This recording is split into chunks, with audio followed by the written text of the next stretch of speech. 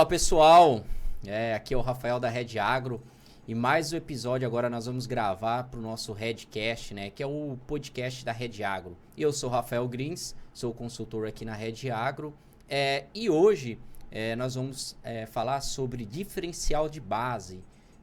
Para você que já faz comercialização agrícola, né, já é envolvido com isso, você já deve ter ouvido essa palavra, diferencial de base. Mas para você que ainda não ouviu, esse episódio é uma ótima oportunidade aí para você estar aprendendo, né, e entendendo como que o diferencial de base impacta, né, na formação de preço aí da sua commodities. E hoje aqui, para a gente conversar um pouco mais aí e desenvolver esse tema sobre o diferencial de base, participando aqui conosco o Leonardo. Leonardo também é um dos consultores nossos aqui da Red Agro que ajuda aí no dia a dia com atendimento direto com o produtor rural a entregar aí um planejamento de comercialização agrícola e ele vai estar aqui contribuindo conosco aí das experiências que ele tem no dia a dia. Léo, mais uma vez, bem-vindo, obrigado por estar conosco aqui nessa gravação desse episódio. É isso aí, Rafael, isso aí, bom demais estar aqui mais uma vez. É um tema muito importante aí para o nosso dia a dia, para o dia a dia do produtor rural, né? Então, um tema que muitas vezes aí pode estar sendo aí um vilão também na comercialização, né? Então, é muito interessante a gente estar ciente do que o que a gente pode fazer e quando a gente pode aproveitar aí as oportunidades que o mercado dá para a gente conduzir uma boa comercialização. Bom demais. E para começar, né, geralmente no dia a dia a gente sempre tem esse questionamento, né, essa dúvida ali de não só do produtor rural, mas muitos gestores também nos perguntam, né, alguma coisa técnica sobre diferencial de base, né? E esse podcast, esse episódio vai servir, né? Então, você aí que tem dúvidas sobre diferencial de base, como que se aplica aí dentro da comercialização agrícola, acompanhe até o final, né, Léo? Que a gente vai estar aí passando algumas ideias aí, alguns conceitos básicos aí do que acontece com diferencial de base. Bom, Leonardo, para começar aí, explica aí, né, o que é o diferencial de base, um conceito prático aí, bem raiz aí, sertanejo, para que o pessoal possa estar compreendendo um pouco mais sobre o diferencial de base. É isso aí, vamos lá. Bom, então, basicamente aí para a gente resumir, né, começar aí a falar um pouquinho mais, né, o diferencial de base ele nada mais é do que a diferença entre a praça de comercialização, né, então no caso de soja a gente fala a diferença entre Chicago né, para a nossa praça aí do grão, né, do físico. Então, por exemplo, aí a cidade que você está localizado. Então, sempre tem uma diferença do preço que está em Chicago para aquele preço que você está vendendo lá na ponta, né? Essa diferença de preço, ela é o considerado aí o diferencial de base, né? Ah, bacana. Então, assim, a gente entende então que todas as commodities aí possuem um diferencial de base, né? É interessante que no dia a dia a gente sempre é questionado, né? O produtor sempre pergunta assim, pô, mas o preço que está lá cotado na bolsa lá não é o preço aqui da minha fazenda, né? Então, justamente por causa disso, porque há uma diferença, né? Porque quando a gente fala de diferencial de base, tem uma base principal, né? Então, para todas as commodities, existe uma base principal onde é formadora de preço, né? No caso da soja, né? Nós temos Chicago, que é uma base principal de formação de preço. No caso do boi gordo aqui no Brasil, a gente usa muito a cotação de bolsa, né, da BMF, B3 aí. Então é a base principal. Mas para chegar ao preço da fazenda, tem ali um distanciamento, né, uma diferença, né? E aí a gente vê que durante um período, né, durante o ano safra, ele tem vamos dizer, uma oscilação, né? Ele tem uma variação, ele nunca é constante, né? E aí entra essa pergunta, né? Por que o produtor rural, né, seja o pecuarista ou o agricultor, ele deve acompanhar aí o diferencial de base dentro daquele ano safra, né? Porque cada ano é diferente também, né? Por que tem a necessidade desse acompanhamento? Você, Leonardo, que ajuda o produtor no dia a dia a fazer o planejamento de comercialização. Por que é importante acompanhar o diferencial de base? Bom, a gente tem os conceitos aí que a gente fala de base fraca e base forte, né? Que a gente vai aprofundar um pouco mais. Mas vamos lá. Se a gente tem um preço de cotação na praça, né? Vamos usar o exemplo do boi aí. Né? A gente tem o boi cotado lá na B3, por exemplo. E a gente tem oportunidade a vender esse boi, né? Com diferencial de bases aí de 9%, a gente vai receber mais do que se a gente estivesse vendendo num diferencial de base de 15%, por exemplo. Né? Que a gente pode estar observando em alguns momentos, dependendo do período do ano. Né? Então, é uma situação para o produtor estar atento, sempre que essas bases estiverem mais próximas, né? Ou seja, o preço do físico ali em si, preço da fazenda comparado, né, com o preço de cotação, com o preço de bolsa. Né? Então, quanto mais próximo, melhor a negociação. Né? Mais forte a base. Né? Bacana. Então, o pessoal sempre fala, comercializar é oportunidade, né? Então, para você começar a enxergar a oportunidade também na comercialização, você precisa ter esses parâmetros, né? Esses indicadores ali que te mostra e que vai auxiliar ali na tomada de decisão, né? Quando a gente fala também de base forte, né? O pessoal fala, pô, mas o que é base forte, né? O pessoal fica, o que significa? E aqui eu até puxar um pouco, é importante não só acompanhar, mas fazer um registro, né, para que você possa entender como que historicamente, né, o preço ali da região da sua fazenda se comportou em determinados momentos de mercado, né, porque aqui nós estamos no Mato Grosso, e dentro do Mato Grosso, cada região, a gente nota, né, cada região e para cada commodities existe ali um diferencial de base que ele tem comportamentos distintos, né? Exato. E muitos, né? Até válido destacar, né, Léo? Que assim, em alguns momentos tem gente que acompanha diferencial de base com porcentagem ou por preço, né? Por exemplo, Isso. Porcentagem entra naquele caso assim, poxa, eu pego o preço da bolsa menos 10%, menos 9% e vou encontrar o preço aqui do boi gordo. Por exemplo, né? Mas também tem como acompanhar por valor, né? Por exemplo, pego o preço do milho BMF menos R$20, menos R$15, e aí você vai encontrar o diferencial de base para sua região, né? Então, existe isso, ou em índice, né? Ou em porcentagem, ou também em valor, né? E aí cabe você encontrar a melhor forma aí para você acompanhar e enxergar essas oportunidades ali de comercialização, né? Isso aí. E pensando, poxa, se eu começo a monitorar e a entender o comportamento do mercado, não só em bolsa, mas também da minha região, né? Quais que são os impactos, né? Igual você citou, você falou assim, existem momentos de base forte e de base fraca. Quais que são os impactos, por exemplo, para um produtor que tem a fazenda lá em Campo Novo do Parecis, Mato Grosso, né? Quais são os impactos? Se ele tem a base mais forte, se ele tem a base mais fraca. Qual que é o impacto lá para a comercialização dele? O impacto é no bolso, né? Se a base estiver mais forte aí, com certeza ele estaria recebendo mais comparado à base fraca. Né? Mas um comparativo que a gente sempre faz, né? Isso acontece não só dentro de Mato Grosso, mas também no Brasil todo. Né? A gente tem os diferenciais de base, né? Distintos dependendo de cada região. Então é por isso que é importante a gente manter esse histórico, né, regional, o produtor tenha esse histórico e consiga monitorar como que está esse diferencial de base, né? Porque tem momentos que são melhores de estar fazendo a negociação, né? Então, se a gente pega um exemplo do produtor lá de Campo Novo do Parecis, né? O diferencial de base dele é diferente de um produtor na região de Rondonópolis, por exemplo, né? Que tem uma situação logística ali um pouco melhor, né? Então, a gente sempre tem que monitorar e entender qual que é a relação de Campo Novo com o preço base, né? Que seria ou o B3 pensando no boi ou então Chicago pensando na soja, né?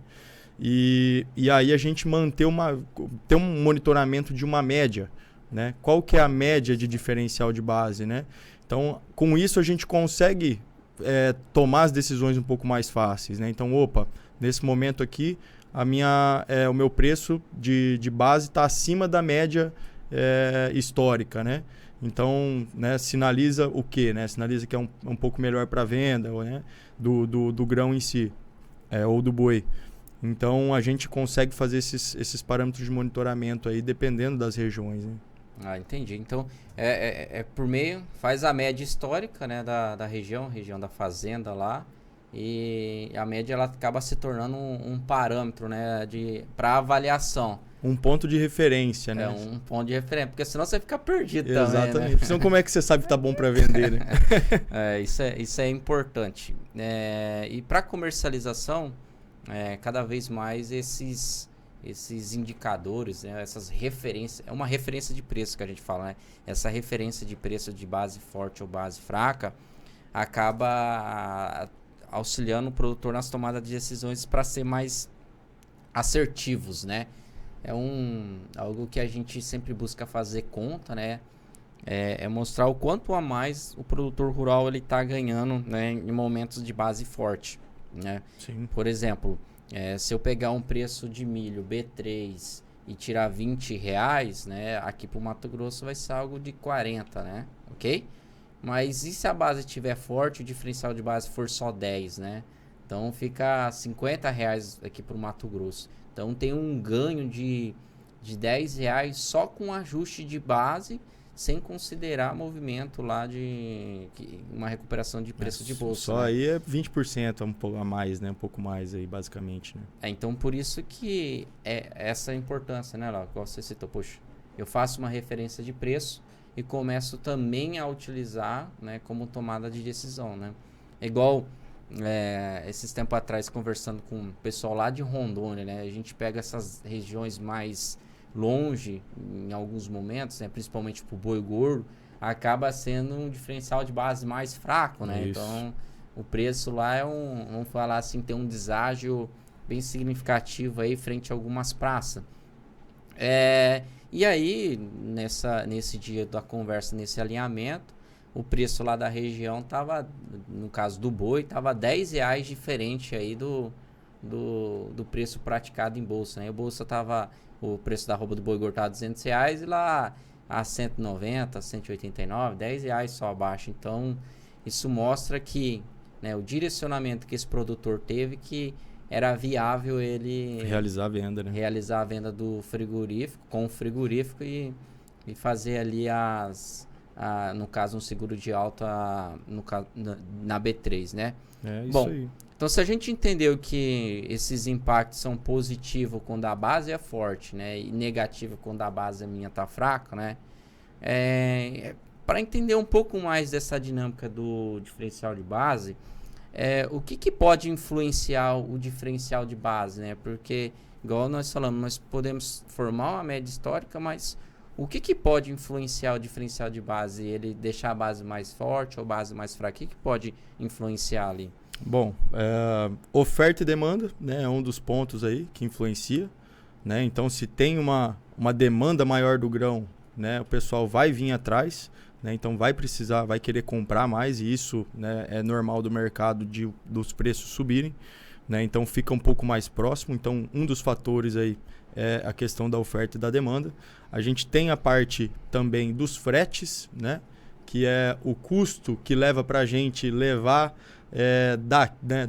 da fazenda até lá no porto, né, pensando aí no grão, né, no escoamento natural do processo. A gente tem aí os prêmios de exportação, no caso da soja, né, que também influenciam ali, dependendo da época do ano, eles podem diminuir ou aumentar esse diferencial de base, né? Então, são essas séries de fatores juntos aí, né, que influenciam nessa diferença de preço entre o ponto de referência, né, que é a praça de negociação, e a fazenda, né? Entendi. Então, por exemplo, se a gente olhando para um mercado de oferta e demanda, se eu tenho alta produção numa determinada região, então se eu tenho alta produção, baixo consumo, a tendência é que o diferencial de base ele aumenta, Ele né? aumente, Para a exatamente. região daquela fazenda, para a região daquela propriedade. Fique com a base fraca, né? Que a gente Base faz. fraca em decorrência de muita oferta. Muito grão e pouco escoamento dele, né? Daí impacta muito o bolso do produtor rural. Então, se eu também posso, por outro lado, né? Vamos dizer que eu tenho uma quebra de safra, né? Ou uma forte demanda. Nós vimos uma China comprando muito carne brasileira em 2021, né? E a gente viu aqui no Mato Grosso, o preço da arroba brasileira do Mato Grosso estava o mesmo preço da arroba de São Paulo, né? Então, quando você tem uma alta demanda, né? e baixa oferta, esses são os reflexos aí que essas praças aí, a praça da sua fazenda, né? E aqui até um destaque, né, para o produtor rural, né? Porque muitas vezes no dia a dia o produtor rural está muito focado na atividade dentro da porteira, né? Ele tá lá acompanhando o desenvolvimento da sua lavoura, acompanhando a aplicação, plantando, colhendo, tá lá também acompanhando vacinação, vendo o confinamento como tá. E às vezes por estar dentro, né, ali da atividade rural, ele deixa, né, de enxergar esses movimentos e, acima de tudo, né, deixar oportunidade para trás, não aproveitar muitas vezes o diferencial de base favorável ali para comercializar a sua soja, o milho, o boi gordo. Bom, já que a gente comentou, né, que pode se formar uma média histórica para a região da fazenda do diferencial de base, né? Então a gente começa a ter uma referência de preço. E o diferencial de base ele oscila conforme ano safra, né? Conforme cada ano tem uma oscilação, né? Tem sazonalidade, tem quebra de safra, tem tudo mais. Então, quais são, né? Quais são as oportunidades, né? Que o produtor rural, os gestores, eles podem aproveitar diante aí de uma oscilação de mercado, diante aí de uma oscilação de diferencial de base. Quais oportunidades o produtor aí ele pode acompanhar no dia a dia? Certo. Então, vamos lá. Pensando aí, né, para o produtor poder aproveitar melhor essas oportunidades que o mercado dá, né? Quando as bases estão fortes, que a gente fala, né? Então, com base forte, tende-se a ser favorável à venda do físico, né? Entendi. Ou seja, a venda do boi ou a venda do grão em si para trade, né? Então, nós vamos separar em dois momentos. Dois momentos, vamos exatamente. Explorar agora a base forte, né? Isso. Igual você comentou, agora explicar um pouco mais a base forte e depois a base fraca. A base fraca. A gente divide sempre nessas duas situações porque a gente monta estratégias diferentes para elas, né? Tem formas da gente estar preparado para esses momentos de base forte e base fraca. Então, pensando primeiro na base forte, né? Quando os preços estão próximos da bolsa, né? Quando estão próximos da referência, é mais vantajoso a gente fazer a venda do físico, né? Só que fica sempre aquela situação, né? E se subir mais, né? Será que eu acertei o pico da venda aqui, Acertei na base, mas o preço será que não sobe mais, não? Exato, né? Então sempre fica aquela situação. Então, nesse modelo de estratégia, a gente pode fazer, né? Fazer aquela dobradinha, né? Que a gente chama de venda a termo ou venda de físico, né?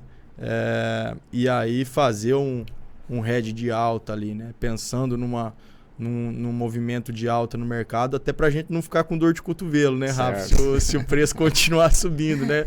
Aí a gente deixa dinheiro na mesa, né? Certo. Então é uma das estratégias aí que a gente pode adotar, né? Aproveitando essa base forte, né? Por isso que é importante o planejamento, né? Porque até nós vamos gravar um episódio falando sobre geração de caixa, né? Isso. Se o produtor rural deseja fazer geração de caixa, o melhor momento aí de aproveitar é quando a base está forte, né? Ali para sua fazenda, para sua propriedade, né?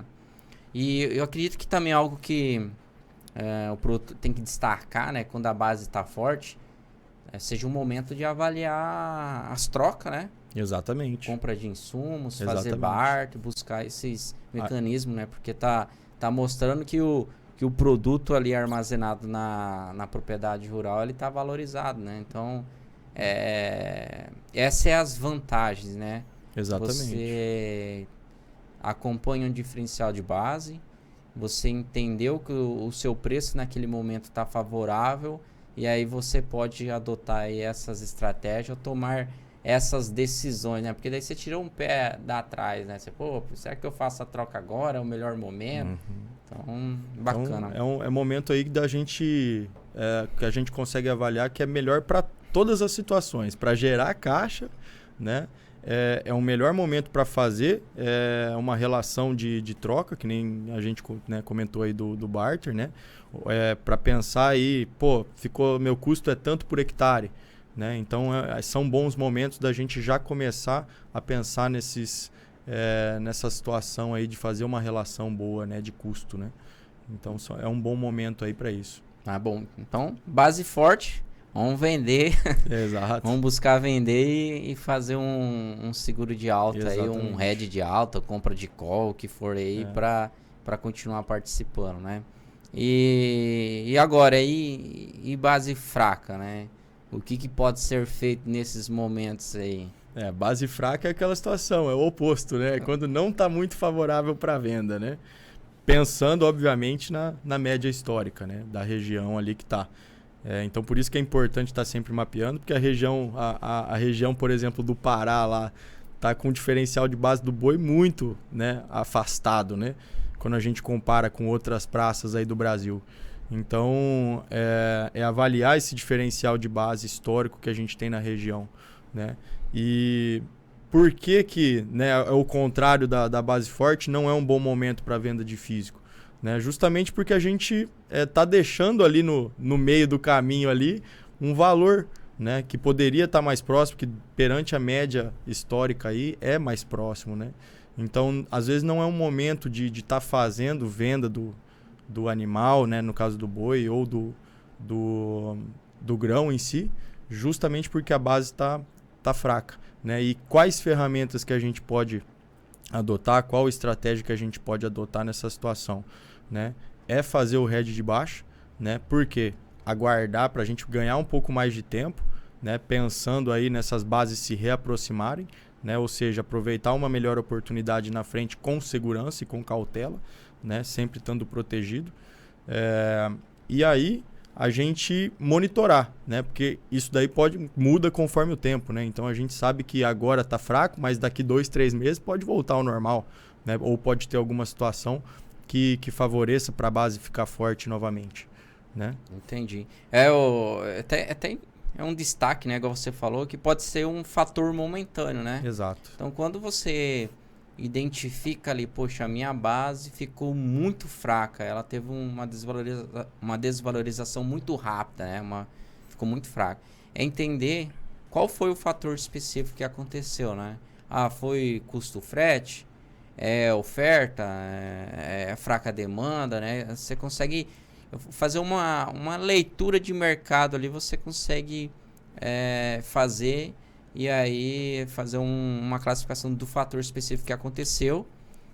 E como você muito bem falou, né, buscar uma alternativa, buscar uma ação ali perante aquele momento que você está passando, né? De fato ali buscar, muitas vezes, se você não tem a necessidade de gerar a caixa, né? Tem que olhar tem também. Isso, com certeza. Tem que levar em consideração. Se você não precisa gerar a caixa, você às vezes está com um boi pronto lá no... tá com um boi pronto no coxo lá, não adianta.